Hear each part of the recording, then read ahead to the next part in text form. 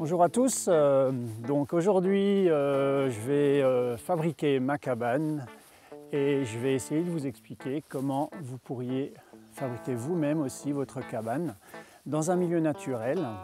Donc on va avancer un petit peu en forêt et voir quels sont les meilleurs endroits où l'on pourrait fabriquer une cabane. Alors pourquoi fabriquer une cabane? À l'origine, la fabrication de la cabane permettait de se protéger des intempéries et du vent, du froid, de la pluie. Donc c'était plutôt pour survivre en cabane. Aujourd'hui, on va pouvoir apprendre à fabriquer une cabane plutôt par amusement, mais aussi pour développer certaines techniques d'utilisation des matériaux naturels qu'on va trouver en forêt. Et donc l'endroit est primordial.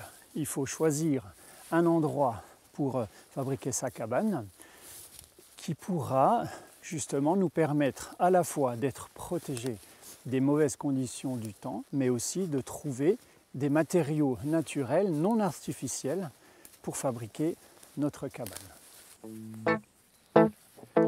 Alors, ce qu'il est important de comprendre dans une forêt naturelle comme ça, c'est qu'on va pénétrer dans un endroit où une vie existe déjà, qu'elle soit forestière ou animale, et on va chercher à impacter le moins possible ce milieu. Donc vous voyez qu'autour de nous, on a vraiment des arbustes, on a des plantes basses, on a certainement des animaux aussi qui nichent un peu partout. Et il est tout à fait évident que nous devrons impacter le moins possible ce milieu.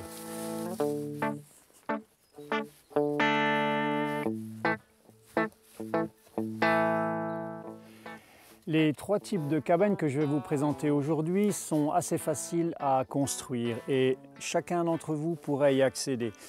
Donc la première que l'on peut voir ici, c'est ce qu'on appelle la cabane hutte ou la cabane en forme de tipi. On la reconnaît tous, elle a la forme des tipis des Indiens. Vous voyez qu'elle a été faite avec des morceaux de bois mort. J'insiste vraiment sur le fait qu'il faut utiliser du bois mort et non couper des branches. C'est important de bien utiliser ce que la forêt nous donne sans couper du bois vivant. Le bois mort que l'on a utilisé pour faire la structure de cette cabane est assez facile à reconnaître. Si vous voulez faire la différence entre du bois mort et du bois vivant, le bois mort casse, alors que le bois vivant, qui a encore de la sève, se tord mais ne casse pas. C'est ainsi que l'on peut reconnaître les deux types de bois. Donc on a ces branches mortes qui ont servi de structure à cette cabane.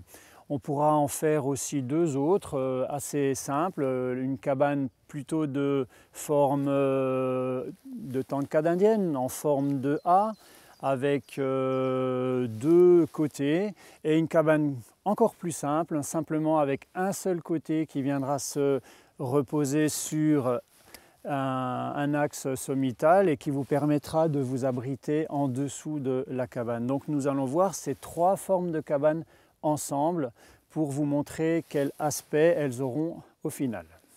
Voilà la cabane de type A, comme je vous l'ai expliqué, avec deux supports verticaux, une perche horizontale qui va nous permettre d'appuyer toutes les branches de bois mort que l'on va trouver.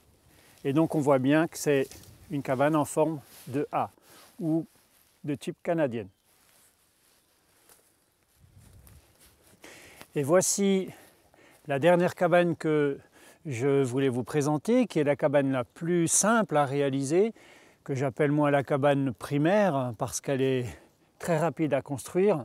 C'est simplement une cabane qui sera adossée sur une perche horizontale avec des bois un peu type la cabane en A, mais que d'un seul côté. Et ça va vous permettre de vous abriter très rapidement en cas d'intempérie.